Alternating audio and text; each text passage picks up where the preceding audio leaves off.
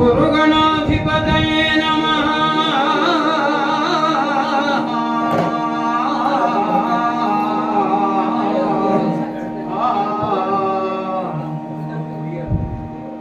ಗಜಮುಖನೆ ಮೆರೆವೇಕದಂತನೆ ನಿಜ ಗುಣಾನ್ವಿತ ಪರಶುಧಾರನೆ.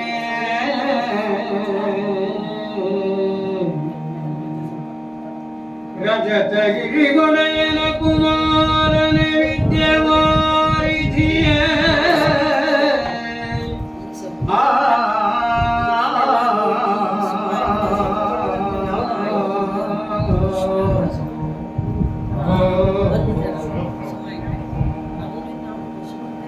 ಅಜನು ಹರಿ ರುದ್ರಾದಿಗಳು ಸಮೆ ಭಜಿಸುತ್ತಿ ಹರನವರತ ನಿನ್ನನು.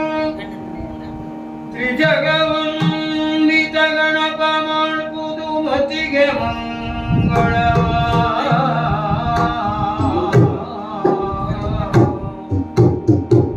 ತ್ರಿಜಗವಂದಿತ ಗಣಪ ಮಾಡ್ಪುದು ಮತಿಗೆ ಮಂಗಳವ.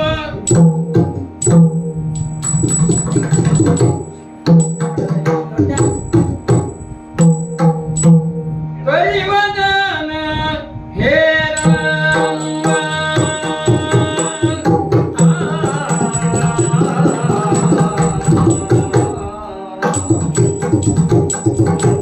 ಕರಿವದನ ಹೇ ರಾಮ.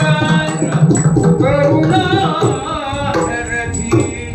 ಸುಜನ ಸುಪೋಷಿತ.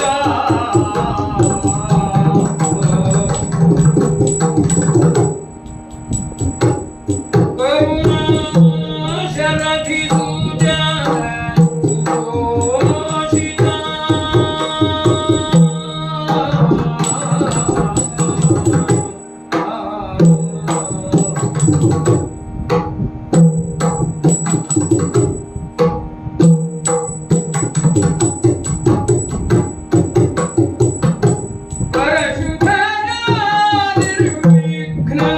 ಪರಶುಧರಾನಿರ್ವಿಘ್ನದಾಯಕ ವರವಿನಾಯಕ ಗುಣಯುತ.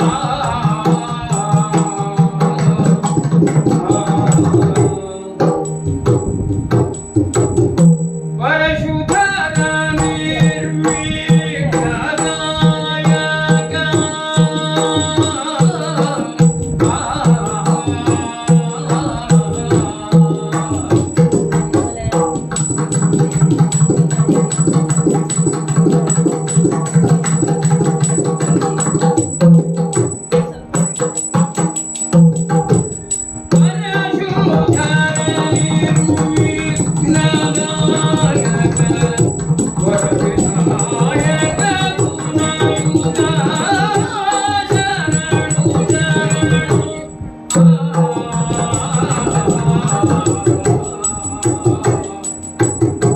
ಓಂ ಗುರುಹುದಳ ನೇತ್ರ ಶ್ರೀ ದುರ್ಗಾಂಬಿಕೆಯ ಬಲಗೊಂಡು ಭಕ್ತಿಯೋಳ್ ಅಂಬಿಕಾ ಸುತ ವಿಘ್ನ ರಾಜನ ಬಿರಿದು ಸಂಸ್ತುತಿಸಿ.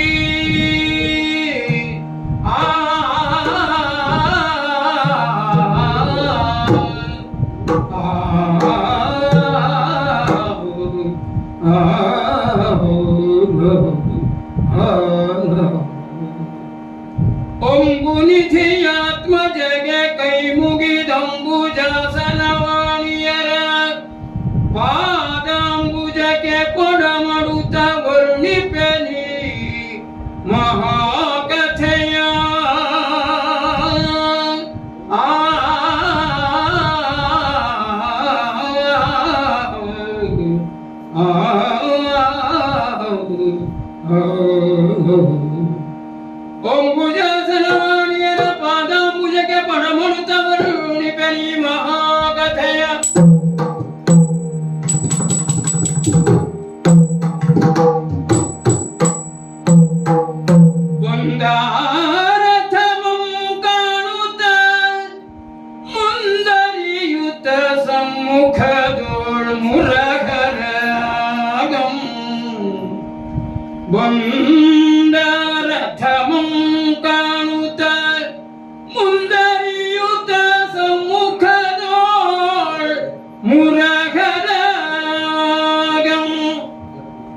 ಚಂದವೇ ಸಾರಥಿ ತನೈದು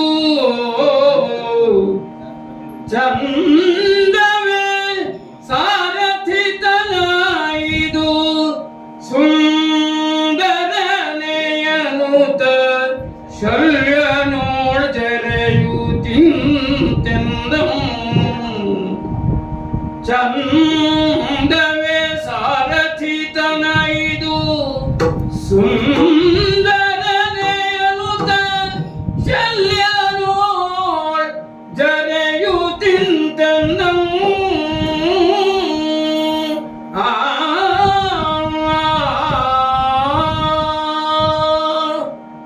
ಕುರುಕ್ಷೇತ್ರದ ಘನಘೋರ ಯುದ್ಧ ಪ್ರಾರಂಭವಾಗಿ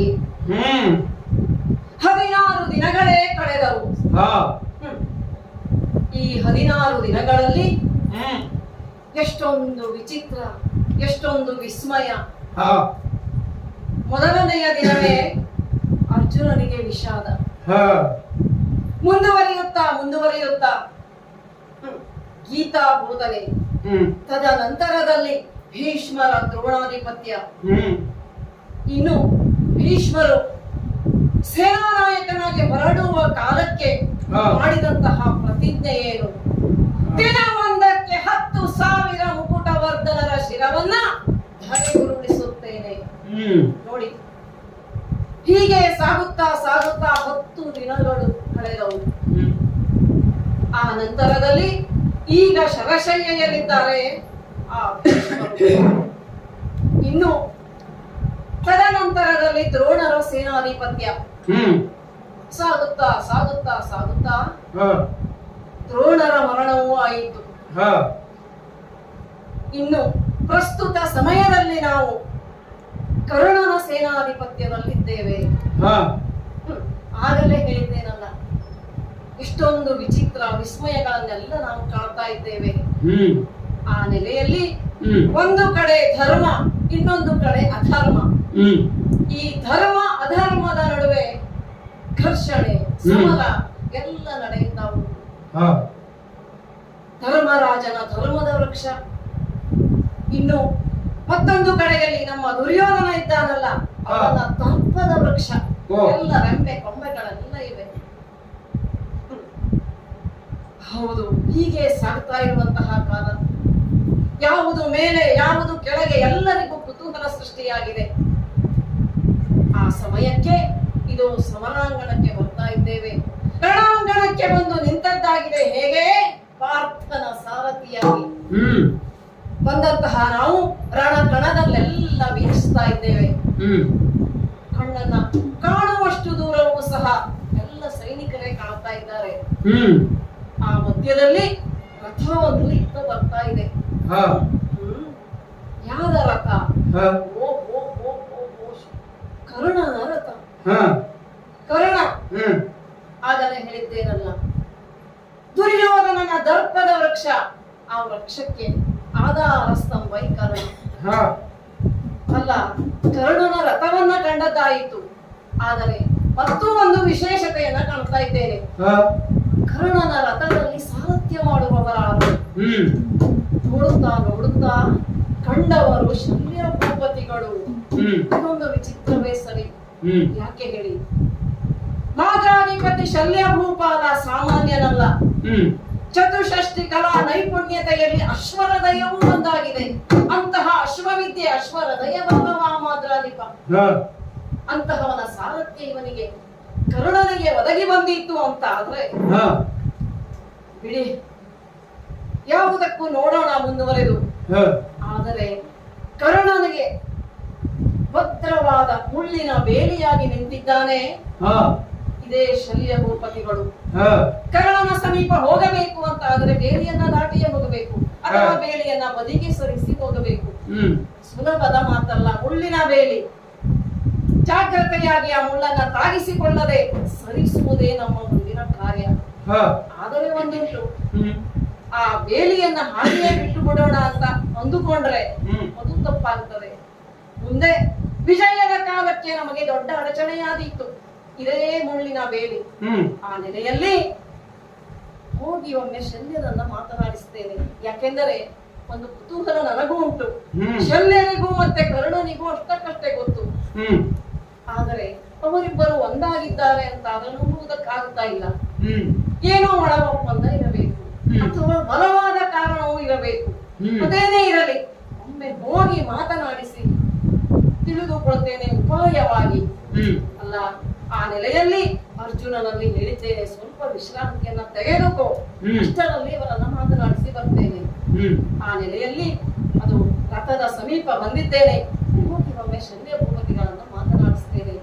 ಓ ಓ ಓ ಓ ಓ ಶಲ್ಯ ಭೂಪತಿಗಳೇ, ನಮಸ್ಕಾರ. ನಮೋ ನಮಃ. ನಮೋ ನಮಃ. ಹೇಗಿದ್ದೀರಿ ಸ್ವಾಮಿ? ಶಲ್ಯರೇ, ಇಲ್ಲಿಯವರೆಗೆ ಬಂದಾಗಿದೆ. ಮಾದ್ರಾಧಿಪತಿಗಳು ಅಲ್ವೋ? ಅಂತಹ ತಾವು ಕುಳಿತದ್ದನ್ನ ಕಂಡಾಗ ಯಾಕೆ ಒಮ್ಮೆ ಮಾತನಾಡಿಸಬಾರದು ಅಂತ ನಮ್ಗೆ ಅನಿಸಿದ್ದು. ಹೌದು, ಹಾಗಾಗಿ ಮಾತನಾಡಿಸುವುದಕ್ಕೆ ಮುಂದಾಗುತ್ತಾ ಇದ್ದೇನೆ. ಸ್ವಾಮಿ, ಏನಯ್ಯ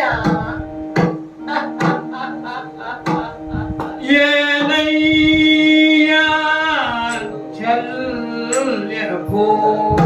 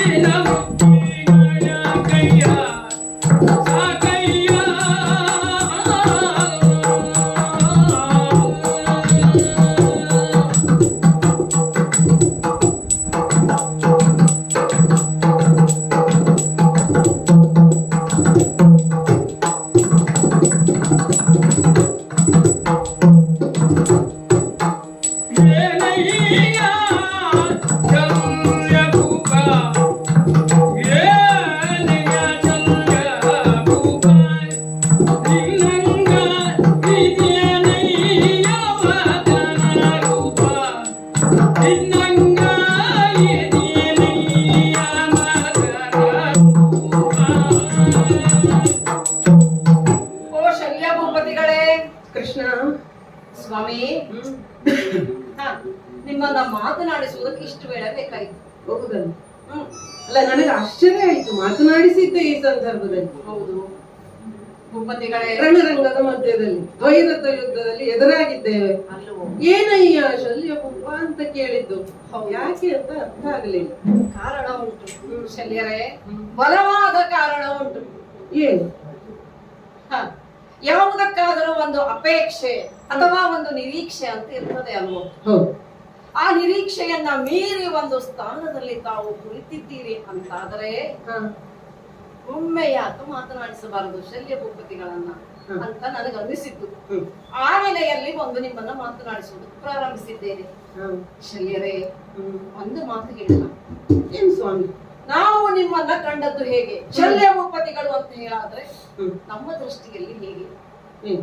ಧೀರೋದತ್ತವಾದಂತಹ ನಿಲುವು, ಇನ್ನು ಗತ್ತು ಗಾಂಭೀರ್ಯ, ಜೊತೆಗೆ ಮುಖದಲ್ಲಿ ಸಣ್ಣ ನಗು, ಜೊತೆಗೆ ತಾಳ್ಮೆ ಉಂಟು, ಸಹನೆ ಉಂಟು. ಅಲ್ಲ, ಇವೆಲ್ಲವೂ ಇದ್ದರೆ ಅಲ್ಲವೋ ಚಂದ. ಭೂಪತಿಗಳೇ, ಅಂತಹ ಚಂದವಾದ ರೂಪ ನಿಮ್ಮದು. ಮದನ ರೂಪ. ಮಾತ್ರದವರು ಚಂದವೇ ಅಲ್ಲೋ, ಮದ ಇಲ್ಲದ ರೂಪ. ಸುರಸುಂದರಾಂಗ ಅಂತ ನೀನೇ ಲೋಕಕ್ಕೆ ಹೆಸರಾದವ. ನನ್ನ ರೂಪವನ್ನು ಹೊಗಳ್ತಾ ಇದ್ದೀಯ ಶಲ್ಯರೇ. ಇಂತಹ ಮದನ ರೂಪವನ್ನ ಅಂದರೆ ಮೇಳೈಸಿ ನಿಂತಹ ನೀವು ಕುಳಿತದ್ದು ಇರಲಿ ಸ್ವಾಮಿ. ಅಲ್ಲ, ನೀವು ಕುಳಿತಂತಹ ಸ್ಥಾನಕ್ಕೂ ಜೊತೆಗೆ ನಿಮ್ಮ ಈ ರೂಪಕ್ಕೂ ತಾಳಮೇಳ ಒಂದಾಗುವುದಿಲ್ಲ ಅಂತ ಹೇಳಿದ್ದು ಅಷ್ಟೇ. ಹಾಗಾಯ್ತಾ? ಹೌದು ಶಲ್ಯರೇ, ಎಲ್ಲರಂತಲ್ಲ ನೀವು. ಯಾರು ಭೂಪತಿಗಳು ಒಂದತ್ತು ಹೇಗೆ ರಣರಂಗದಲ್ಲಿ 3 ಅಕ್ಷೋಹಿಣಿ ಸೇನೆಯೊಟ್ಟಿಗೆ ಬಂದಂತಹವರು ನೀವು. ನಿಮ್ಮ ಸೈನಿಕರಲ್ಲ ಈ ರಣರಂಗದಲ್ಲಿ ಯುದ್ಧಕ್ಕೆ ನಿಂತಿದ್ದಾರೆ ಅಲ್ವೋ? ಹಾಗಿರುವ ಕಾಲಕ್ಕೆ ಆ ಸೈನಿಕರೆಲ್ಲ ಏನಂದುಕೊಂಡ ನಿಮ್ಮನ್ನ ಯಾವ ಸ್ಥಾನದಲ್ಲಿ ಗುರುತಿಸಿ ಯಾರು? ಹೀಗೆ ಯೋಚಿಸಿದಾಗ ಸ್ವಾಮಿ, ಹೇಳಿ ಕೇಳಿ ಸೂತ ಸುತನಿಗೆ ಸಾರಥಿಯಾಗಿ ನಿಂತಿದ್ದೀರಲ್ಲ, ಏನು ಹೇಳಲಿ ನಾನು? ಜೊತೆಗೆ ಒಂದು ರಾಜ್ಯವನ್ನ ಆಳುವಂತಹ ದೊರೆ ತಾವು. ಅಂತಹ ತಾವು ಈ ಸ್ಥಾನದಲ್ಲಿ, ಸಾರಥಿ ಸ್ಥಾನದಲ್ಲಿ ತಾವು ಕುಳಿತಿದ್ದೀರಲ್ಲ. ಅಲ್ಲ, ಬೆಳವಣಿಗೆ ಅಂತ ಹೇಳುವುದು ಮೇಲ್ಪಂಕ್ತಿಯಲ್ಲಿ ಇರುತ್ತದೆಯೇ ಹೊರತು ಕೆಳಕ್ಕೆ ಇಳಿಯುವುದಿಲ್ಲ. ಹಾಗೆ ಇಳಿದೀತು ಅಂತಾದ್ರೆ ಎಲ್ಲರ ಲಕ್ಷ್ಯವೂ ಅಲ್ಲದೆ ಹೋಗುತ್ತದೆ ಅಲ್ವೋ? ಆ ನೆಲೆಯಲ್ಲಿ ನಾನು ಹೇಳಿದ್ದು ಶಲ್ಯರೇ, ತಮ್ಮಂತಹ ಭೂಪತಿಗಳಿಗೆ ಈ ಹೀನ ವೃತ್ತಿ ಸರಿಯಾಗುದೇ ಸ್ವಾಮಿ? ಹಾಗಂತ ಸಾರಥ್ಯ ಮಾಡುವುದು ಇದು ಮೊದಲಲ್ಲ, ನನಗೆ ಗೊತ್ತು. ಮೊದಲೇ ತಾವು ಸಾರಥ್ಯವನ್ನ ಬೇಕಷ್ಟು ಬಾರಿ ಮಾಡಿದ್ದೀರಿ, ಅದು ಹೊಸದಲ್ಲ. ಆದರೂ ತಮ್ಮಂತಹ ಅರಸರು ಇಂತಹ ಹೀನ ವೃತ್ತಿಯನ್ನ ತಾವು ಮಾಡಬಹುದೇ ಸ್ವಾಮಿ? ತಮ್ಮಂತಹ ಅರಸರು ಎನ್ನುವಂತಹ ಒತ್ತಿನ ಮಾತನ್ನೇ ಹೇಳಿದ್ದೇನೆ. ಯಾಕೆ? ಎಲ್ಲರಂತಲ್ಲ, ನೀವು ಒಂದು ಶ್ರೇಷ್ಠತೆಯನ್ನ ಇಟ್ಟುಕೊಂಡವರು. ಅದು ಹೇಗೆ ಅಂತ ಕೇಳಿದರೆ ವಿದ್ಯೋನ್ನತಿ, ಪದೋನ್ನತಿ, ಕುಲೋನ್ನತಿ ಎಲ್ಲವನ್ನ ಇಟ್ಟುಕೊಂಡವರು ತಾವು. ಹಾಗೆ ಇಟ್ಟುಕೊಂಡು ನಡೆಸ್ತಾ ಇದ್ದವರು ರಾಜ್ಯಭಾರವನ್ನ. ಹಾಗಿರುವ ಕಾಲಕ್ಕೆ ಸ್ವಾಮಿ, ಇಂತಹ ಸೂತ ಸುತನಾದ ಕರ್ಣನ ಸಾರಥಿಯಾಗಿ ತಾವು ಮುಂದುವರಿತಾ ಇದ್ದೀರಲ್ಲ, ಯಾಕೆ ಬೇಕಿತ್ತು ಸ್ವಾಮಿ? ಬೇಕಿತ್ತೆ ತಮಗೆ? ಪ್ರಶ್ನೆ ಇದು. 2 ಪ್ರಶ್ನೆಯನ್ನ ಇಟ್ಟಿದ್ದೀರಿ. ಸಾರಥಿಯಾದದ್ದು ಕರ್ಣನಿಗೆ ಆಗಬಹುದಾ, ಸೂತಪುತ್ರನಿಗೆ ಈ ರೀತಿ ಬರಬಹುದಾ ಅಂತ. ಕೃಷ್ಣ ಶಲ್ಯರೇ, ಕರ್ಣ ಏನು ಸಾಮಾನ್ಯ? ಕರ್ಣನ ಬುಂಡಿ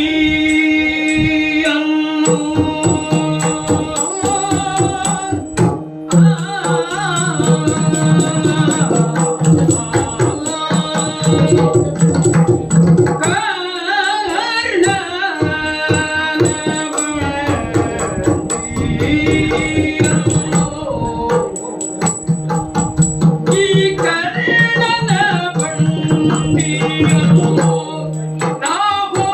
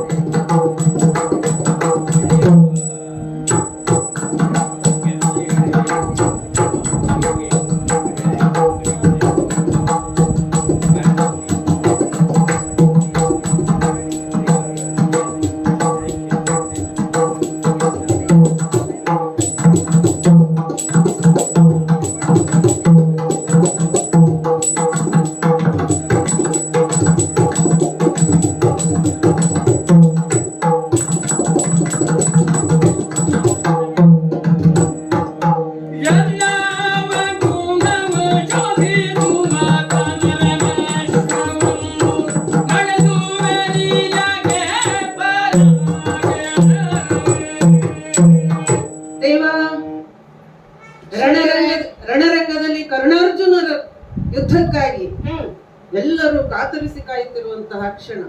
ಖಂಡಿತ ಮುಖಾಮುಖಿಯಾಗಿದ್ದೇವೆ. ಶಲ್ಯ ಉಪ ಈ ಸಾರಥಿತನ ಕರ್ಣನ ಬಂಡಿಯನ್ನು ಹೊಡೆಯುವುದು ಮೀನ ವೃತ್ತಿಯಲ್ಲವೇ ಅಂತ ನನ್ನನ್ನು ತಡೆದು ಮಾತಾಡಿಸಿದೆ. ಹೌದು, ನಿರೀಕ್ಷೆ ಇರಲಿಲ್ಲ ನನಗೆ. ನಿಲ್ಲಿಸಿ ಮಾತನಾಡಿಸುವುದು.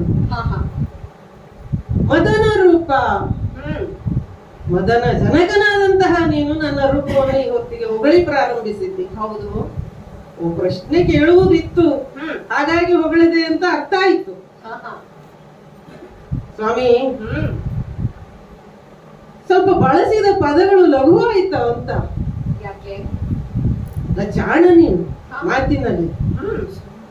ಎಲ್ಲಿ ಯಾರನ್ನು ಯಾವಾಗ ಯಾಕೆ ಎಷ್ಟು ಹೇಗೆ ಮಾತನಾಡಿಸ್ತಿ, ಎಲ್ಲದಕ್ಕೂ ಒಂದು ಉದ್ದೇಶ ಇರುತ್ತದೆ ಎನ್ನುವುದು ಲೋಕವೇ ಕಂಡುಕೊಂಡಿದೆ. ಕೃಷ್ಣ ಸಂಕಲ್ಪ ನನಗೂ ಸ್ಪಷ್ಟವಾಗ್ತಾ ಬರ್ತಾ ಇದೆ ಮಾತನ್ನು ಕೇಳಿದ ಹಾಗೆ. ಕರ್ಣನ ಬಂಡಿ ಅಂತ ಪದ ಬಳಸಿದೆ. ಹೌದು.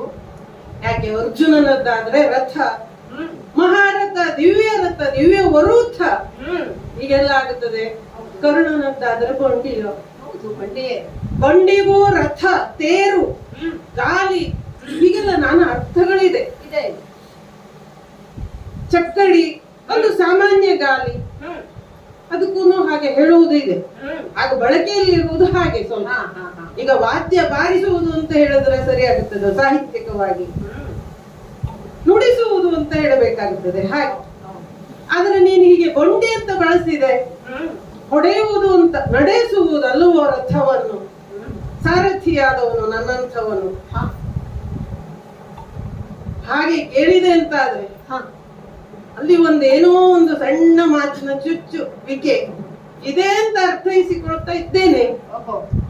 ಶಲ್ಯನಿಗೂ ಒಂದೊಂದು ಮುಳ್ಳು ಚುಚ್ಚುತ್ತದೆ. ಶಲ್ಯ ಅಂದ್ರೆ ಅರ್ಥವೇ ಮುಳ್ಳು ಅಂತಲೂ ಆಗುತ್ತದೆ, ಚಾಲು ಅಂತ ನಾನಾ ಅರ್ಥ ಇದೆ. ಕರ್ಣನು ಏನು ಸಾಮಾನ್ಯ ಅಲ್ಲ, ಅವನು ಸೂತ ಪುತ್ರ ಅಂತ ಜರಿದಿ ಅಲ್ಲ, ಆಕ್ಷೇಪ ನಿನ್ನದ್ದು ಅಂತ ಅರ್ಥೈಸಿಕೊಂಡೆ ದಾಟಿಯಲ್ಲಿ. ಸೂತ ಪಾಲಿತ ಹೌದು, ಸೂತ ಪುತ್ರ ಅಂತ ನಿಶ್ಚಯವಾಗಿ ನಾವು ಹೇಳಲಿಕ್ಕೆ ಆಗುವುದಿಲ್ಲ. ಅದಿನ್ನೂ ರಹಸ್ಯವಾಗಿಯೇ ಇದೆ, ಯಾರು ಅರಿತವರಿಲ್ಲ. ಇನ್ನು ಭೂಪಾಲನಾದಂತಹ ಈ ಶಲ್ಯ ಅಂತಹ ಕರ್ಣನ ಸಾರಥಿಯಾಗಬಹುದು. ಭೂಪಾಲಕನಿಗೆ ನನ್ನ ಘನತೆ ಅಂತಸ್ತಿಗೆ ಇದು ಸಣ್ಣದಾಯಿತು ವೃತ್ತಿ ಎನ್ನುವ ಹಾಗೆ ಆಡಿದ್ದಿ. ಕರ್ಣನು ಭೂಪಾಲನೇ ಇದ್ದಾನೆ. ಸ್ನೇಹಿತನಾದಂತಹ ಕೌರವ ಅವನಿಗೆ ಆಶ್ರಯವನ್ನು ಕೊಟ್ಟು ಅಂಗರಾಜ್ಯವನ್ನ ಕೊಟ್ಟು ಪಟ್ಟಾಭಿಷೇಕವನ್ನು ಮಾಡಿದಂದ ಮಾತ್ರಕ್ಕೆ ಅದು ಹೇಗೆಯೇ ಪಡೆದಿರಲಿ, ಅದು ಅವನ ರಾಜ್ಯವೇ ಆಯ್ತಲ್ಲ. ಸಣ್ಣದು ದೊಡ್ಡದು ಒಂದು ನೆಲಕ್ಕೆ ಅವ ಒಡೆಯ ಅಂತ ಆದ ಮೇಲೆ ಅವನು ಒಬ್ಬ ಅರ್ಹ ವ್ಯಕ್ತಿ, ಅಂಗಾಧಿಪತಿ. ದಿವ್ಯವರೂಥ ಅಲ್ಲದೆ ಇರಬಹುದು, ಆದ್ರೆ ಇವನದ್ದು ಒಂದು ಸೇನಾಧಿಪತಿಯ ರಥ. ಯಾವ ಭೀಷ್ಮಾಚಾರ್ಯರು ಯಾವ ದ್ರೋಣಾಚಾರ್ಯರು ಸೇನಾಧಿಪತಿಯಾಗಿ ರಥವನ್ನು ನಡೆಸಿದರು ಅಂತಹ ಒಂದು ಯೋಗ್ಯತೆಯ ರಥವೇ ಅವನಿಗೂ ಇದೆ, ಒದಗಿ ಬಂದಿದೆ. ಯಾವ ಕಿರೀಟವನ್ನು ಭೀಷ್ಮ ದ್ರೋಣಾದಿಗಳು ಧರಿಸಿ ಈ ಯುದ್ಧದಲ್ಲಿ ತೊಡಗಿದರು ಅಂತಹ ಕಿರೀಟವನ್ನು ಅವ ಧರಿಸಿ ಬಂದಿದ್ದಾನೆ. ಅವನಿಗೂ ಒಂದು ಧ್ವಜ ಇದೆ ಅಂತ ಆದ್ಮೇಲೆ ಕರ್ಣನ ಸಾರಥ್ಯವನ್ನು ವಹಿಸಿಕೊಳ್ಳುವುದರಲ್ಲಿ ಯಾವುದೇ ಸಣ್ಣತನ ಇಲ್ಲ ಅಂತ ನಾನು ಪ್ರತಿಪಾದಿಸ್ತೇನೆ. ಅಷ್ಟಕ್ಕೂ ಈ ಸಾರಥ್ಯತನ ಅನ್ನೋದು ಹೀನ ಅಲ್ಲವಲ್ಲ ಕೃಷ್ಣ. ಯಾಕೆಂದ್ರೆ ಲೋಕದಲ್ಲಿ ಒಂದು ಸಾರಥ್ಯಕ್ಕೆ ಪ್ರಸಿದ್ಧಿಯನ್ನು ಪಡೆದವರು, ನೈಪುಣ್ಯವನ್ನು ಹೊಂದಿದವರು ಯಾರು ಅಂತ ಕೇಳಿದರೆ ಕೃಷ್ಣ, ನಿನ್ನ ಹೆಸರನ್ನೇ ನಾನು ಮೊದಲು ತಗೊಳ್ತೇನೆ ನಿಸ್ಸಂಶಯವಾಗಿ. ಹಾಗಾದ್ರೆ ಇನ್ನೊಬ್ಬರು ಯಾರು ಅಂತ ಕೇಳಿದ್ರೆ ನಿನ್ನದೇ ಸಾರಥ್ಯ ಆದ ದಾರುಕ. ಇಂದ್ರನ ಸಾರಥಿ ಒಬ್ಬ ಮಾತಲ್ಲಿ ಅಂತ ಇದ್ದಾನೆ, ಮತ್ತೆ ಇನ್ನೊಬ್ಬ ಅಂತ ಆದ್ರೆ ಶಲ್ಯ ಅಲ್ಲೋ. ಹೌದೇ ಹೌದು. ಸಾರಥ್ಯತನ ಹೊಸದಲ್ಲ, ಹಿಂದೆ ಮಾಡಿದ್ದಿ ಅಂತ ನೀನೂ ನೆನಪಿಸಿಕೊಂಡು ಆಡ್ತಾ ಇದ್ದಿ. ಪಾಂಡು ಚಕ್ರವರ್ತಿಯ ದಿಗ್ವಿಜಯಕ್ಕೆ ಸಾರಥ್ಯವನ್ನು ವಹಿಸಿದವನು ನಾನು. ಒಂದರ್ಥದಲ್ಲಿ ಅವ ದಿಗ್ವಿಜಯನ್ನು ಸಾಧಿಸಿದ ಅಂತ ಆದ್ರೆ ಅದು ನನ್ನ ನೇತೃತ್ವದಲ್ಲಿ ಎನ್ನುವಂತಹ ಹೆಗ್ಗಳಿಕೆಯನ್ನು ಗಳಿಸಿದ್ದೇನೆ. ಕೌರವನ ಪಕ್ಷಕ್ಕೆ ಒಂದಾಗಿದೆ, ಅಲ್ಲೂ ನಿನಗೆ ಕುತೂಹಲ ಉಂಟು. ನನ್ನ ನಾಲಿಗೆಯಿಂದಲೇ ಆಡಿಸಬೇಕು ಅಂತ ಆದ್ರೆ ನನಗೂ ನಿರೀಕ್ಷೆ ಇರಲಿಲ್ಲ ಕೃಷ್ಣ. ಹೀಗೊಂದು ಪಾತ್ರದಲ್ಲಿ ನಾನು ಬರ್ತೇನೆ ಊಹಿಸಿರ್ಲಿಲ್ಲ. ನಾನು ಹೊರಡುವಾಗ ಪಾಂಡವರ ಪಕ್ಷಕ್ಕೆ ಅಂತಲೇ ನಾನು ಹೋಗಿದ್ದು. ನಿನ್ನಲ್ಲಿ ಹೇಳುವುದಕ್ಕೆ ಹೇಳ್ತೇನೆ. ಮಾರ್ಗ ಮಧ್ಯದಲ್ಲಿ ವ್ಯವಸ್ಥೆ ಇತ್ತು. ಏನದು? ಪಾನಕ, ಪಾನಕ ವ್ಯವಸ್ಥೆ, ತಂಪು, ನೆರಳಿಗಾಗಿ ಎಲ್ಲವೂ ಹಾದಿಗೆ ಬೇಕಾದಂತಹ ವ್ಯವಸ್ಥೆ, ವಿಶ್ರಾಂತಿಗಾಗಿ ಅಲ್ಲಿ ವಿಶ್ರಮಿಸಿದವನು. ಆ ಸುವ್ಯವಸ್ಥೆಯನ್ನು ಕಂಡು ಸಂತುಷ್ಟಗೊಂಡು ಅಲ್ಲಿಯೇ ತಂಗಿದ ಕಾಲದಲ್ಲಿ ನನ್ನ ಸಹಚರರೊಡನೆ ನಾನು ಆಡಿದೆ. ಎಂತಹ ವ್ಯವಸ್ಥೆ ಇದು, ಆಯಾಸಗೊಂಡಿದ್ದೆ. ಸಂತೋಷವಾಗಿ ಈ ವ್ಯವಸ್ಥೆಯನ್ನು ಯಾರು ಮಾಡಿದ್ದಾರೆ ಅವರಿಗೊಂದು ಏನಾದ್ರು ಅವರು ಕೇಳಿದ್ರು ನಾನು ನಡೆಸಿಕೊಡುತ್ತೇನೆ ಅಂತ ಆಡಿದೆ. ಕೌರವನವರಿಗೆ ಹೋಗಿ ಮುಟ್ಟಿತ್ತು ಪಾನಕದರ ಮಹಿಮೆ. ಪಾನಕ ಕುಡಿದಿದ್ದವರು ಈಗ ಸೇವಿಸಬಾರದು ಅಂತ ಇಲ್ಲ. ಈಗ ಮಧ್ಯದಲ್ಲಿ ಮಾಡಿದ್ದಾರೆ. ಅವರು ನಮ್ಮನೆ ಯಾವ ಪಕ್ಷದವರೇ ಆಗಿರಲಿ, ಅವರು ನನಗೆ ಬಂಧುಗಳು. ನನಗೆ ಯಾರಿಗೂ ವೈರತ್ವ ಇಲ್ಲ. ಪಾಂಡವರು ಕೌರವರು ನಾವು ಒಂದು ರೀತಿಯ ಸ್ವತಂತ್ರ ಪಕ್ಷವಾಗಿ ಹೊರಟಿದ್ದು. ಪಾಂಡವರು ನಿಕಟವಾದಂತಹ ನೇರ ಸಂಬಂಧ ಹೌದಾದರು. ಆದ್ರಿಯನ್ನು ಪಾಂಡವ ಚಕ್ರವರ್ತಿ ವರಿಸಿದಾಗ ಅಲ್ಲಿ ನೇರ ಬಂತು, ಹತ್ತಿರದಲ್ಲಿ ಕೌರವರ ಹೃದಯ. ಆದ್ರೂ ಅವರು ನೆಂಟರೇ ಹೋದರು. ಹಾಗಾಗಿ ಇದುವರೆಗೆ ನಾನು ಯಾವ ಭೇದ ಭಾವವನ್ನು ಇರದೆ ಸ್ವತಂತ್ರವಾಗಿ ನಿಷ್ಪಕ್ಷಪಾತವಾಗಿ ನನ್ನ ಘನತೆಯನ್ನು ಕಾಪಾಡಿಕೊಂಡು ಬಂದಂತಹ ಮಾದ್ರಾಧಿಪತಿ. ಹಾಗಿರುವ ಕಾಲಕ್ಕೆ ಆ ಮಾತನಾಡಿದಾಗ ಅದು ಕೌರವನು ಹೋಗಿ ಮಾಡಿದಂತಹ ವ್ಯವಸ್ಥೆ ಕೌರವನಿಗೆ ಹೋಗಿ ತಲುಪಿತು. ಅವನನ್ನು ಸಂಧಿಸಿ ಶಲ್ಯರೇ, ಈ ವ್ಯವಸ್ಥೆ ನಾನು ಸಂತುಷ್ಟಗೊಂಡಿದ್ದೀರಲ್ವೋ, ಈಗ ನಾನು ನನ್ನ ಪಕ್ಷಕ್ಕೆ ಬರ್ತೀರಾ ಅಂತ ಭಿನ್ನವಿಸಿಕೊಂಡು ವಿಷಯ ಇದು. ಹಾಗಾಗಿ ನಾನು ಸರಿ ಆಡಿದ ಮಾತಿಗೆ ಮತ್ತೆ ತಪ್ಪುವುದನ್ನು. ನೀವು ಹೊರಟದ್ದು ಅಲ್ಲಿಗಲ್ಲ, ತಂತ್ರ ವಿಚಾರದಲ್ಲಿ ಬಂದದ್ದು. ನೇರವಾಗಿ ಸಹಜವಾಗಿ ನನ್ನ ದಾರಿ ಪಾಂಡವರೆಡೆಗೆ ಇತ್ತು. ಕೌರವ ಮೊದಲು ಕರೆದ ವಿಷಯ ಅಲ್ಲಿಯವರೆಗೆ ಪ್ರತ್ಯಕ್ಷವಾಗಿ ಅಥವಾ ನೇರವಾಗಿ ಪಾಂಡವರು ನನ್ನನ್ನು ಆಹ್ವಾನಿಸಲಿಕ್ಕೆ ಸ್ಥಳಕ್ಕೆ ಬಂದದ್ದಿಲ್ಲ. ಹಾಗಾಗಿ ಜೊತೆಗೆ ಪಾನಕ ವ್ಯವಸ್ಥೆ ಇತ್ತು. ಮೊದಲಾಗಿ ಕೌರವ ಕರೆದ ಅನ್ನುವ ಕಾರಣಕ್ಕೆ ಉಚಿತ ಹೋದೆ. ಯಾಕೆಂದ್ರೆ ಒಂದು ರಾಜನಾದವನು ಇನ್ನೊಬ್ಬ ರಾಜ ಒಂದು ಯುದ್ಧಕ್ಕೆ ಸಹಾಯವನ್ನು ಬೇಡಿದಾಗ, ಸಹಕಾರವನ್ನು ಬೇಡಿದಾಗ ಹೋಗುವಂತದ್ದು ಒಂದು ರಾಜಧರ್ಮದಲ್ಲಿಯೇ ಬರ್ತದೆ. ವೈರಿ ಅಂತೂ ಅಲ್ಲವಲ್ಲ. ಹಾಗಾಗಿ ಹೋಗಿದ್ದೇನೆ. ಹೋದ ನಂತರದಲ್ಲಿ ಒಂದು ನಿರೀಕ್ಷೆ ಇತ್ತು, ನನ್ನ ಯೋಗ್ಯತೆಗೆ ತಕ್ಕದಾದಂತಹ ಒಂದು ಹುದ್ದೆ ಸಿಗಬಹುದು. ನಾವಾಗಿ ಕೇಳುವವರಲ್ಲ, ನಾವಾಗಿ ಕೇಳಿ ನಾವು ಸಣ್ಣತನವನ್ನು ಕ್ಷುಲ್ಲಕತನವನ್ನು ಪ್ರದರ್ಶಿಸಿದವನಲ್ಲ. ಹಾಗೆ ನೋಡ್ತಾ ನೋಡ್ತಾ ಸೇನಾಧಿಪತ್ಯ ಭೀಷ್ಮರಿಗೆ ದೊರೆಯಿತು, ದ್ರೋಣರಿಗೆ ದೊರೆಯಿತು, ಕರ್ಣನಿಗೆ ದೊರೆಯಿತು.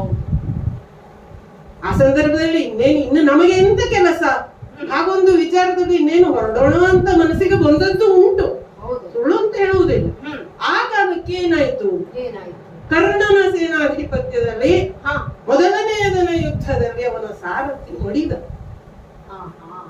ಕರ್ಣನ ರಥ ಸಾರಥಿ ಇಲ್ಲದೆ ಅಲ್ಲೊಂದು ಶೂನ್ಯ ಉದ್ಭವವಾದಾಗ ಈ ಸ್ಥಾನಕ್ಕೆ ಯಾರು ಎಂಬುದಾಗಿ ಕೌರವ ವಿಚಾರ ಮಾಡಿದಾಗ ಕರ್ಣ ಹೇಳಿದನಂತೆ ವಿಷಯ ಇದು. ದುರ್ಯೋಧನ ನನ್ನ ಸಾರಥಿಯಾಗಿ ಶಲ್ಯರು ಬಂದರೆ ವಿಜಯ ಖಂಡಿತವಾಗೂ ನಮ್ಮ ಪಾಲಿಗೆ, ಜಯವನ್ನು ಗಳಿಸಿ ತರುತ್ತೇನೆ ಅಂತ ಹೇಳಿದಾಗ ಕರ್ಣ ಹೇಳಿದ ಕೌರವ ನನ್ನಲ್ಲಿ ಬಂದರು. ಕೌರವ ಹಾಗೆ ಹೇಳಿದ್ದು ನನ್ನ ರಾತ್ರಿಯ ವೇಳೆ ಶಿಬಿರಕ್ಕೆ ಬಂದು, ಶಲ್ಯರೇ ನೀವು ಕರ್ಣನ ಸಾರಥ್ಯವನ್ನು ವಹಿಸಿಕೊಳ್ಬೇಕು. ನಾನು ಮೊದಲು ಒಪ್ಪಿಕೊಳ್ಳಲಿಲ್ಲ, ನನಗೂ ಹಾಗೆ ಅನಿಸಿದ್ದು ನನ್ನ ಯೋಗ್ಯತೆಗೆ ಇದು ಸರಿಯಾಗುವುದ. ಕರ್ಣನ ಬಂಡಿಯನ್ನ ನಿನ್ನೆ ಭಾಷೆಯಲ್ಲ ಹೇಳುವುದಾದರೆ ಅವನ ರಥಕ್ಕೆ ಸಾರಥ್ಯವನ್ನು ವಹಿಸಿಕೊಂಡ್ರೆ ಏನಾದ್ರೂ ನನ್ನ ಘನತೆ ಗೌರವಕ್ಕೆ ಸಣ್ಣದಾಗುತ್ತದೆ ಅಂತ ವಿಚಾರ ಬಂತು. ತಕ್ಷಣಕ್ಕೆ ಒಪ್ಪಿಕೊಳ್ಳಲಿಲ್ಲ, ಆದ್ರೆ ವಿಚಾರ ಮಾಡಿದಾಗ ಮತ್ತೆ ಕೌರವ ನನ್ನಲ್ಲಿ ಅಕ್ಷರಶಃ ಪ್ರಾರ್ಥಿಸಿ, ಹೌದು ಹಾಗೆ ನಾವು ಅವನ ಪಕ್ಷದಲ್ಲಿ ಇದ್ದಾಗ ಆ ನಾಯಕನಾದಂತವನು ಸಹಕಾರವನ್ನು ಬಯಸಿದಾಗ ಸ್ಥಾನಮಾನ ಅದು ಹೀನವು ಮೇಲು ಕೆಳಗು ಅವೆಲ್ಲ ಇಲ್ಲ. ನಿಜವಾಗಿ ನಾವು ವಿಚಾರ ಮಾಡಿದರೆ ಯಾವ ಕೆಲಸವಾದರೂ ಮೇಲೆ ಕೆಳಗೆ ಅನ್ನುವುದು ಇಲ್ಲವಲ್ಲ. ಸಣ್ಣದು ದೊಡ್ಡದ್ದು ಅಂತ ಇಲ್ಲ. ವಹಿಸಿಕೊಂಡ ಉದ್ಯೋಗ ಆ ಕರ್ತವ್ಯವನ್ನ ನಾವು ಹೇಗೆ ನಿಭಾಯಿಸ್ತೇವೆ, ಆ ನಿಷ್ಠೆ ಪ್ರಾಮಾಣಿಕತೆ ಅದಕ್ಕೆ ಬದ್ಧವಾಗಿರುವುದು. ಅದರಲ್ಲಿ ಒಂದು ಶಕ್ತಿ ಅಥವಾ ಘನತೆ ಇದೆಯೇ ಹೊರತು ಈ ಕೆಲಸವನ್ನು ಮಾಡಿದರಲ್ಲಿ ಈಗ ನಾವು ಸಣ್ಣವನಾಗುತ್ತೇನೆ ಅಂತಿಲ್ಲ.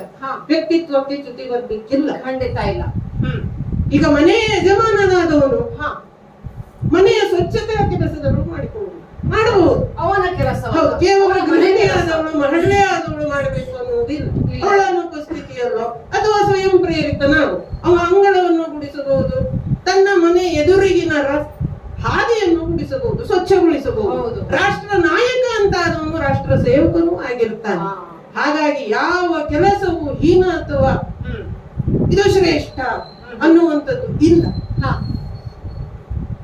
ಸಾರಥ್ಯತನವೂ ಹಾಗೆ, ಈಗ ಹೇಳಿದ ಹಾಗೆ ಕರ್ಣನಿಗೂ ನಾನು ಮಾಡಬಹುದು. ಕೌರವನನ್ನಲ್ಲಿ ಪದೇ ಪದೇ ಬೇಡಿಕೊಂಡಾಗ ಅಂತಹ ಪರಿಸ್ಥಿತಿಯಲ್ಲಿ ಅವನಿಗೆ ಸಹಾಯವನ್ನು ಮಾಡುವಂತದ್ದು ನನ್ನ ಧರ್ಮ ಹಾಗೆಂದು ಒಪ್ಪಿಕೊಂಡು ಬಂದೆ. ಹೀನ ವೃತ್ತಿ ಅಂತ ಆಗುವುದಿಲ್ಲ.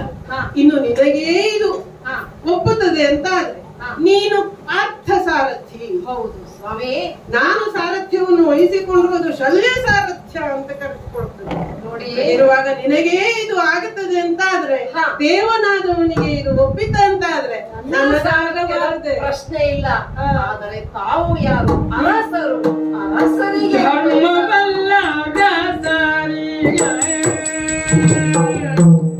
ಹೇಳಿ ಸ್ವಾಮಿ.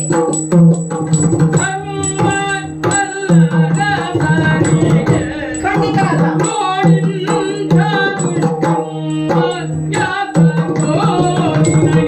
ಅನುಭವ ಸ್ವಾಮಿ.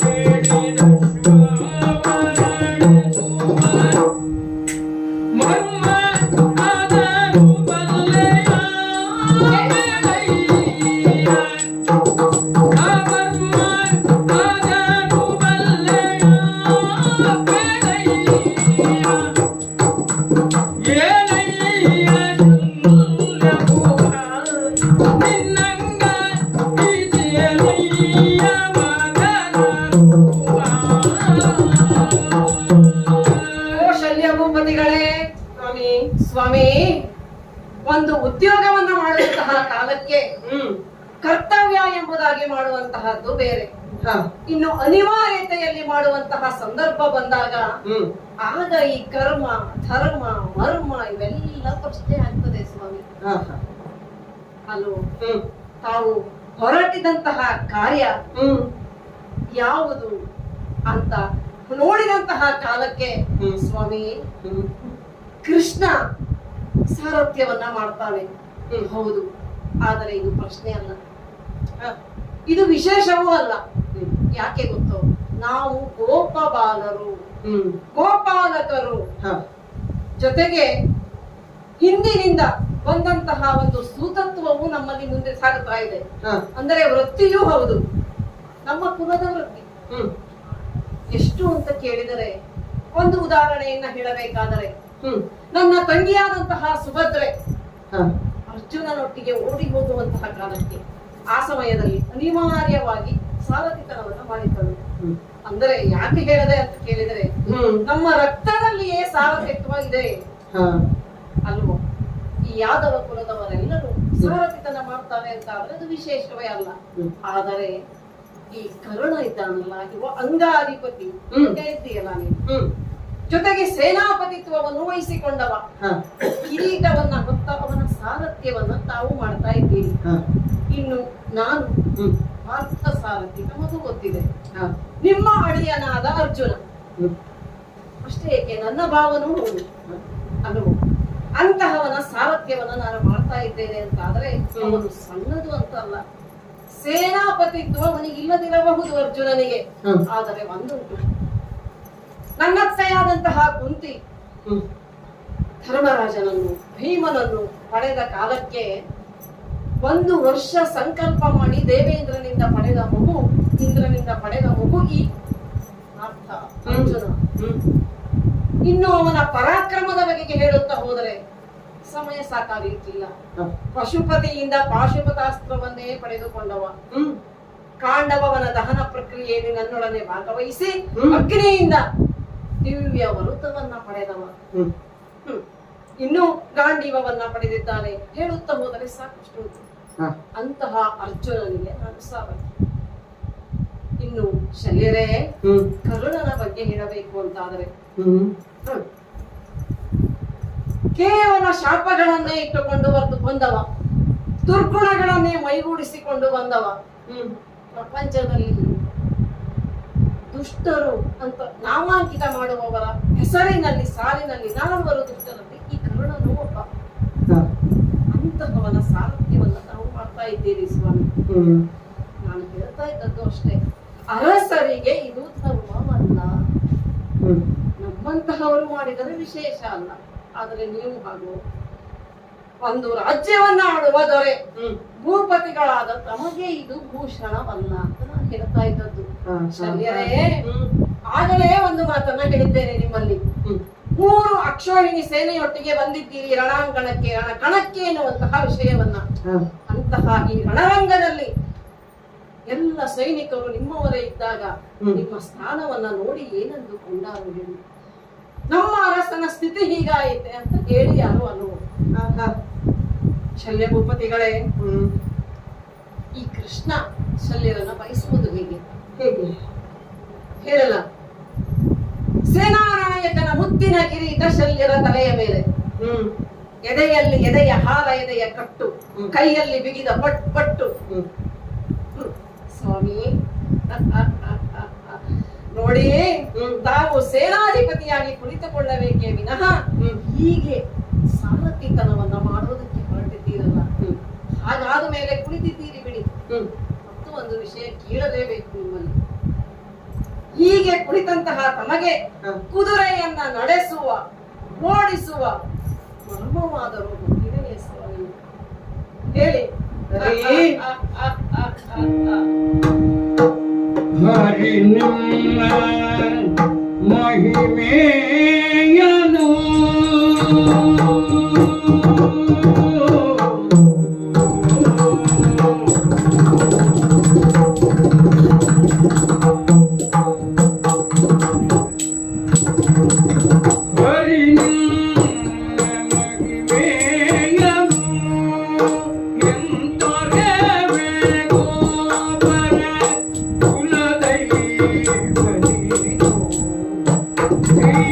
ಹರಿ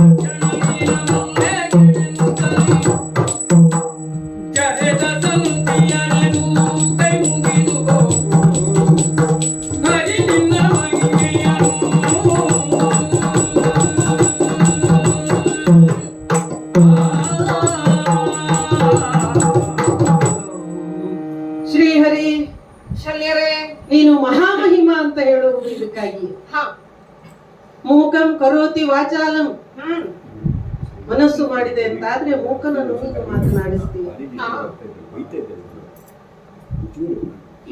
ಹರಿಹಿ ಹರತಿ ಪಾಪ, ಸಕಲರ ಪಾಪವನ್ನು ತೊಳೆಯುವುದು.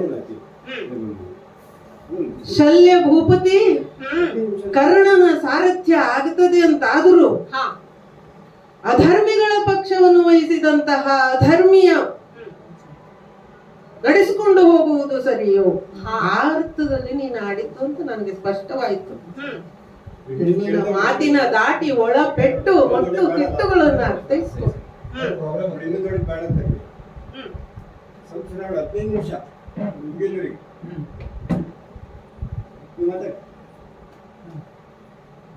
ಕೃಷ್ಣ, ಶಲ್ಯರೇ, ತುರಗ ಲಕ್ಷಣವ ಬಲ್ಲೆಯ, ಚಮ್ಮಟಿಗೆ ಹಿಡುವ ವಿದ್ಯೆಯನ್ನು ಬಲ್ಲೆಯ, ಅದರ ಮರ್ಮಾರಿತೆಯ ನೀನು ಅಂತ ಕೇಳುವ ನಿನ್ನ ಮಾತಿನ ಮರ್ಮ ಏನು ಅಂತ ಸ್ಪಷ್ಟವಾಯಿತು.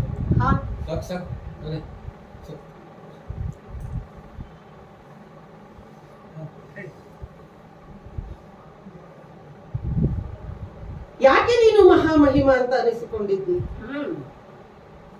ನನ್ನ ಬಾಯಿಂದಲೇ ಮಾತುಗಳು ಸೂಕ್ಷ್ಮ ಹೊರಬರಲಿ, ಒಂದು ಜಾಗೃತಿಯನ್ನು ನೀಡುವ, ಎಚ್ಚರಿಕೆಯನ್ನು ನೀಡುವ ಶಲ್ಯನಿಗೆ ಅಂತ ಅಲ್ವ ನಿನ್ನ ಜಾಣತನ, ಚಾಣಾಕ್ಷ ನೀನು. ಬಾಲ ಲೀಲೆಯಷ್ಟು ನಿನ್ನದು. ಕೇವಲ ಈ ಕುರುಕ್ಷೇತ್ರದಲ್ಲಿ ನೀನು ಹಲವಾರು ಚಮತ್ಕಾರಗಳನ್ನು ತೋರಿಸಿದ್ದಷ್ಟೇ ಅಲ್ಲ, ವಿಶ್ವ ದರ್ಶನವನ್ನೇ ತೋರಿಸಿದ್ದೀನಿ. ಈಗ ನನ್ನನ್ನು ಮಾತನಾಡಿಸಿ ಹೀಗೆ ಜರಿಯುವುದರಲ್ಲೂ ಒಂದು ಅರ್ಥ ಇದೆ, ಉದ್ದೇಶ ಇದೆ. ನಿನ್ನ ಸಂಕಲ್ಪ ಏನು? ನನ್ನ ಈ ನಡೆಯಿಂದ ಧರ್ಮಕ್ಕೆ ಜೊತೆ ಬರಬಹುದು ಭೂಪಾಲಕನಾಗಿ. ಅರ್ಥ ಆಯ್ತು. ಇದಕ್ಕೆ ನಿನ್ನ ಹೊಗಳುವುದು ನಾನು. ಈಗ ಹೊಗಳುವ ಬಾರಿ ನನ್ನದ್ದಾಗಿದೆ. ಕಂಸನನ್ನೇ ನೀನು ಕೊಂದರು, ಕಂಸಾಂತಕ ಅಂತ ಮಾನ್ಯನೇ ಆಗಿದ್ದಿ. ರಕ್ತ ಸಂಬಂಧದವರನ್ನು ದುಷ್ಟರಾಗಿದ್ರು ಅಂತಾದ್ರೆ ಸಂಹರಿಸಬಹುದು ಅನ್ನುವುದನ್ನು ನೀನು ಲೋಕಕ್ಕೆ ತೋರಿಸಿದ್ದಿ. ಲೋಕ ಕಲ್ಯಾಣ ಅಂತ ಬಂದ್ರೆ ಶಿಷ್ಟರನ್ನು ರಕ್ಷಿಸುವವ, ದುಷ್ಟರನ್ನ ಯಾವುದೇ ಬಿಡ ಇಲ್ಲದೆ ಸಂಹರಿಸುವವ ಶಿಷ್ಟ ರಕ್ಷಕನು. ಹೀಗೆ ಅಧರ್ಮಿಗಳ ನಡೆ ಜೊತೆಯಲ್ಲಿ ನಾನು ಹೋಗುವಂತಹ ಅನಿವಾರ್ಯತೆ, ಈಗ ನಿನಗೂ ಒಂದು ಅನಿವಾರ್ಯತೆಯಿಂದ ನೀನು ಸಾರಥ್ಯವನ್ನು ವಹಿಸಿಕೊಂಡು ಬಂದೆ ಅಂತ ಆದ್ರೆ, ಬಯಸಿದ್ದೇ ಸಿಗಲಿಲ್ಲ, ನನಗೂ ಒಂದು ಪರಿಸ್ಥಿತಿ ಹಾಗೆ ಮಾಡಿತ್ತು ಅಂತ ಆದ್ರೆ ನಾನು ಮುಂಜಾಗ್ರತೆಯನ್ನು ಕೈಗೊಂಡಿದ್ದೇನೆ, ಯೋಚನೆಯನ್ನು ಮಾಡಿಯೇ ಹೆಜ್ಜೆಯನ್ನು ಇಟ್ಟಿದ್ದೇನೆ. ಕೃಷ್ಣ, ಇದು ನೀನು ಬಲ್ಲವನೇ ಆಗಿದ್ದಿ, ನೆನಪಿಸುವ ಕ್ರಮ ನಿನ್ನದು. ಹಾಗಾಗಿ ಈ ಸಾರಥ್ಯವನ್ನು ಒಪ್ಪಿಕೊಳ್ಳುವ ಮುನ್ನ ನಾನು ಕೌರವನಿಗೆ ಆಡಿದ್ದೇನೆ. ಎಲ್ಲಿಯವರೆಗೆ ಕರ್ಣನನ್ನ ಮಾತನ್ನು ಕೇಳ್ತಾನೋ, ಸಹಕರಿಸುತ್ತಾನೋ, ನನ್ನದ್ದಾದಂತಹ ಘನತೆಗೆ ಇಟ್ಟುಕೊಂಡಿದ್ದೀರಿ. ತೊಂದರೆ ಬಂತು, ಭಂಗ ಬಂತು ಅಂತ ಆದ್ರೆ ನಾನು ಅವನಿಗೆ ಸಹಕರಿಸುವ ಅಲ್ಲ. ಒಪ್ಪಿಕೊಳ್ಳುವ ಪೂರ್ವದಲ್ಲಿ ಆ ಮುಂದಾಲೋಚನೆಯನ್ನು ಮಾಡಿದ್ದೇನೆ. ಯಾಕೆಂದ್ರೆ ಕರ್ಣನ ಸ್ವಭಾವ ಗೊತ್ತಲ್ಲ, ಅವ ಮುಂಗೋಪಿ, ನಾಟಕದವ, ಕಪಟದವ. ದುರ್ಯೋಧನನಿಗಾಗಿ ಯಾವುದೇ ಧರ್ಮವನ್ನು ಅವ ಮಾಡಿದ್ದಾನೆ, ಮಾಡುವಲಿಕ್ಕೆ ಹಿಂಜರಿಯುವವನಲ್ಲ. ಮತ್ತೆ ತನ್ನದೇ ಹಠದ ಸ್ವಭಾವದವ. ನನ್ನ ಸಲಹೆ ಸೂಚನೆಗಳನ್ನು ಪಾಲಿಸಲಿಲ್ಲ ಅಂತಾದ್ರೆ ಯಾವುದೇ ದಾಕ್ಷಿಣ್ಯವಿಲ್ಲದೆ ಆ ಕ್ಷಣದಲ್ಲಿಯೇ ನಾನು ಸಾರಥ್ಯವನ್ನ ಬಿಡುತ್ತೇನೆ, ಅವನ ರಥದಿಂದ ಇಳಿದು ಹೋಗುತ್ತೇನೆ ಅಂತ ಅವನಿಗೆ ಭರವಸೆಯನ್ನು ಕೊಟ್ಟಿದ್ದೇನೆ ಕೌರವನು. ಓಹೋ, ಹೌದು. ಹಾಗಾಗಿ ಹೇಳಿದ್ದು ಕೃಷ್ಣ, ನನ್ನ ನಡೆಯಲ್ಲಿ ಸಂಶಯ ಬೇಡ. ನಿನ್ನ ಸಂಕಲ್ಪ ಏನಿದೆಯೋ ಅಥವಾ ಮನಸ್ಸಿನ ಒಂದು ಉದ್ದೇಶ ಏನಿದೆಯೋ, ನನ್ನ ನಡೆಯಲ್ಲಿಯೂ ನೀನು ಏನನ್ನು ನಿರೀಕ್ಷಿಸುತ್ತೀಯೋ ಅದಕ್ಕೆ ಭಂಗ ಬರುವುದಿಲ್ಲ, ಯಾವುದೇ ತೊಂದರೆಯಾಗುವುದಿಲ್ಲ. ಹಾಗೆ ನಾನು ವ್ಯವಹರಿಸುತ್ತೇನೆ. ಈ ಮಾತನ್ನ ಮತ್ತೊಮ್ಮೆ ಮಗದೊಮ್ಮೆ ನಿನ್ನಲ್ಲಿ ಹೇಳಿ ಆಯ್ತಲ್ಲ, ಇದೋ ಕೈ ಮುಗಿದು ವಂದಿಸಿಕೊಂಡಿದ್ದೇನೆ. ಶಲ್ಯರೇ, ನಮ್ಮ ಹಿಂದಿನವರಿಗೆ ಅವಕಾಶ ಕೊಡೋಣ.